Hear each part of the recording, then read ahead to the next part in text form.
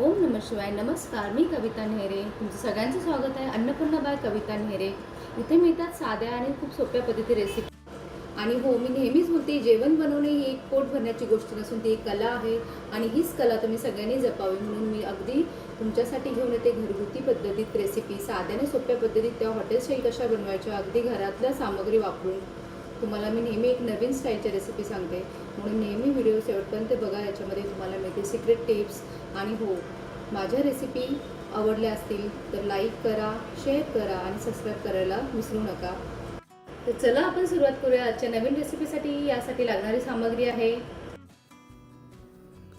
स्वच्छ धुवून ठेवलेली कोथिंबीर, कापून ठेवलेली डाळीचं पीठ, हिरव्या मिरची, लसूण, जिरेची पेस्ट, जिरे, अजवाईन आणि व्हाईट तीळ, मीठ चवीनुसार आणि पाणी आवश्यकतेनुसारच. सर्वप्रथम आपण धुवून घेतलेली कोथिंबीर सुकवून ठेवली होती, तर छान असं साफ करून स्वच्छ धुवून ठेवली होती मी. आणि त्याच्यानंतर मी साफ कट करून घेऊ. सर्वप्रथम आपण मसाला तयार करू. यासाठी लागणारा जो साहित्य आहे मेन, हिरव्या मिरच्या तुम्ही चवीप्रमाणे घ्या, तिखट आणि लसूण आणि अद्रक हे मस्त ग्राइंड करून घ्यायचं आणि पेस्ट तयार करून घ्यायची. कोथिंबीर मी स्वच्छ धुवून ठेवली होती, ती छान अशी कट करून घ्या बारीक. आणि छान लागतात ही रेसिपी. नक्की व्हिडिओ शेवटपर्यंत बघा. आणि खूप इझी आहे बनवायला. स्टेप फॉलो केलं तर पटकन छान बनतात. सर्वप्रथम मग कापलेली कोथिंबीर एका परातीत घेऊया, भांड्यात. व्हिडिओ शेवटपर्यंत नक्की बघा. मी याच्यामध्ये काहीतरी सिक्रेट टिप्स सांगणार आहे.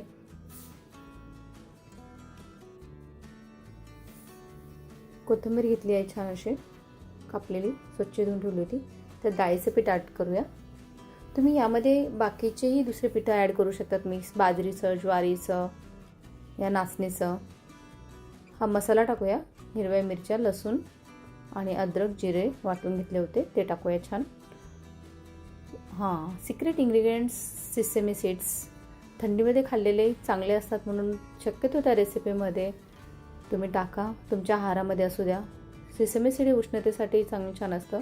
अजवाईन मिक्स करून टाकलं आहे छान असं. आणि चवीनुसार मीठ. तर आज आपण बनवणार आहोत एक झटपट चविष्ट महाराष्ट्रीयन स्नॅक्स, कोथिंबीर खमंग कोथिंबीर वडी. चला तर मग लगेच सुरुवात करूया. छान हे एका भांड्यात आपण सगळी सामग्री घेऊन हे छान असं पीठ मिश्रण सगळं एकत्र करायचं. पाणी शक्यतो लगेच नाही टाकायचं. मिश्रण थोडं थोडं घालून, पीठ घालून थोडं मळून घ्यायचं, कारण कोथिंबीरीमध्येच पाणी सुटतं. आणि जास्तही पातळ झालं तर वड्या तुटतात, म्हणून नेहमी पाणी आवश्यकतेनुसारच टाकायचं. शक्यतो पाण्याची गरज नाही पडत, थोडं थोडं नंतर एक शिंपायचं फक्त. आणि तसंही पीठ मळून घ्यायचं. आणि हे नंतर हे मिश्रण आपलं छान असं एकजीव झालं की मग ते आपण त्याचे छोटे छोटे गोळे करून तुम्ही तुमच्या आवडीप्रमाणे तुम्ही त्याचा शेप ठेवून तुम्ही छान असं स्टीमरमध्ये ठेवून वाफवून घेऊ शकतो. हे आपलं पीठ आपलं ऑलमोस्ट मळून झालं आहे छान असं.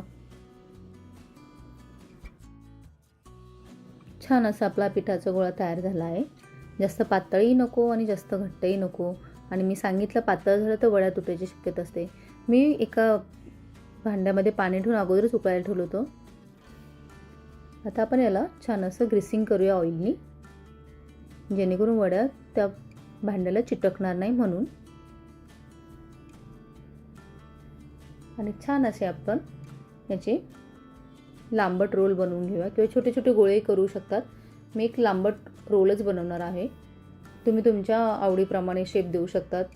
गोल करून चपटेही करा. छान असे रोल बनवून घेऊया सगळे. आणि ही अगदी झटपट होणारी रेसिपी आहे आणि अगदी सगळ्यांना आवडणारी आणि एकदम इझी टू कुक आहे, इझी टू मेड आहे आणि खूप कमी वेळात होते. नक्की ट्राय करा. ही कोथिंबीर वडी टोमॅटो सॉस किंवा हिरवी चटणीसोबत सर्व करा, खूप अप्रतिम लागते. हे असे आपले सगळे रोल बनवून झाले आहे छान असे. आणि मी एका भांड्यामध्ये पाणी गरम होण्यास ठेवलं होतं. उकळी आल्यानंतर त्याच्यामध्ये हे ठेवून असे छान असे स्टीम करूया. एक स्टीमरमध्ये ठेवून 10 ते 12 मिनटं वाफवून घ्या. थंड झाल्यावर कापून घ्या, त्यामुळे वडी तेलकट होत नाही. छोट्या छोट्या टिप्स हे लक्षात ठेवा, तुमची रेसिपी कधीच बिघडणार नाही आणि अगदी स्टेप फॉलो केल्या की रेसिपी अगदी छान बनतात. यालाही मी याचं स्टीमरमध्ये ठेवून वरून तेल लावलं आहे, जेणेकरून ते एकमेकास चिटकणार नाही.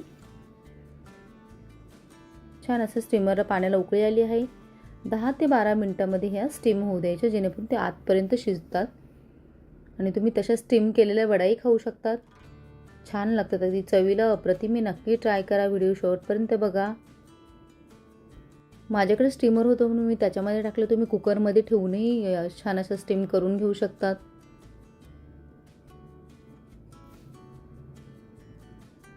वडी शिजली की नाही तपासण्यासाठी सुरी घालून बघा. ती स्वच्छ बाहेर आली म्हणजे वडी आपली छान अशी स्टीम झाली आणि पूर्णपणे शिजली आहे. वाफवलेली वडी पूर्णपणे थंड होऊ द्या. थंड झाल्यावर त्याची तुम्हाला हवे त्या आकारात काप करा, त्रिकोणी किंवा चौकोनी. कढईत तेल गरम करायला ठेवा साईड बाय साईड. तेल मध्यम गरम झाले की वड्या सोनेरी आणि कुरकुरीत होईपर्यंत तळून घ्या. पण मी शालो फ्राय करणार आहे, कमी तेलात देखील तुम्ही करू शकतात किंवा तुम्हाला डीप फ्राय असेल तर सांगितल्याप्रमाणे मध्यम गरम झाल्यावर त्या वड्या सोनेरी कुरकुरीत होईपर्यंत तळा. छान असे मी आता शालो फ्राय करणार आहे, जेणेकरून त्यात कमी तेलात छान आणि चविष्ट लागतात.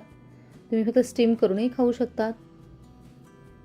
काही टिप्स आहे, कोथिंबीर जास्त आणि बेसन कमी ठेवा, म्हणजे वडी तेलकट होणार नाही आणि चवही छान येईल. पीठ घट्ट असावे, पीठ पातळ झाल्यास वडी नीट सेट होत नाही. पाणी कमी वापरा. वाटण करताना आणि पीठ मळताना पाणी जपून वापरा आणि थंड झाल्यावरच कापा. गरम असताना कापल्यास वड्या तुटतात आणि मंद आचेवरच तळा. छान अशा आपल्या शालो फ्राय झाल्या एका साईडनी, त्याला आपण पलटवून दुसऱ्या साईडने शालो फ्राय करून घेऊया. अगदी कमी तेलात खूप कमी वेळेत हा महाराष्ट्रीयन स्नॅक्स पार्टी स्टार्टर म्हणून तुम्ही ठेवू शकतात. अगदी कोथिंबीर वडी ही लोकप्रिय महाराष्ट्रीयन नाश्ता आहे, जो ती ताजी कोथिंबीर, पाणी, बेसन आणि मूळ भारतीयांचा मसाला वापरून करून बनवला जातो. तो सामान्यतः 1 कप चहा आणि टोमॅटो केचपसोबत दिला जातो. तर ह्या अशा आपल्या खमंग आणि खुसखुशीत कोथिंबीर वड्या तयार आहे. तर ही होती आपली झटपट आणि सोपी कोथिंबीर वडी रेसिपी. गरमागरम वड्या चटणी किंवा सॉसवर सर्व करा आणि स्नॅक्सचा आनंद घ्या आणि माझ्या चॅनलला फॉलो करा. अशाच अजून रेसिपीसाठी जोडले राहा. काही जण ना वाफवता थेट तळतात किंवा तसेही खाऊ शकतात, खूप छान लागते. गरमागरम कोथिंबीर वडी टोमॅटो सॉस किंवा हिरव्या चटणीसोबत सर्व करा. चहासोबत अप्रतिम स्टार्टर म्हणून अगदी छान. बघा मंडळी, किती सोपी आणि झटपट झाली आहे आपली कोथिंबीर वडी. तर मंडळी, आपली खमंग आणि खुसखुशीत कोथिंबीर वडी तयार आहे. तुम्ही ही वडी संध्याकाळच्या चहा बरोबर किंवा नाश्त्यासोबत सर्व करू शकतात. ही रेसिपी नक्की करून पहा. तुमचे अनुभव कमेंट्समध्ये कळवा. आवडल्यास लाईक करा, शेअर करा आणि सबस्क्राईब करायला, आणि नवीन असाल तर सबस्क्राईब करायला विसरू नका. पुन्हा भेटूया आपण एक नवीन रेसिपीसोबत.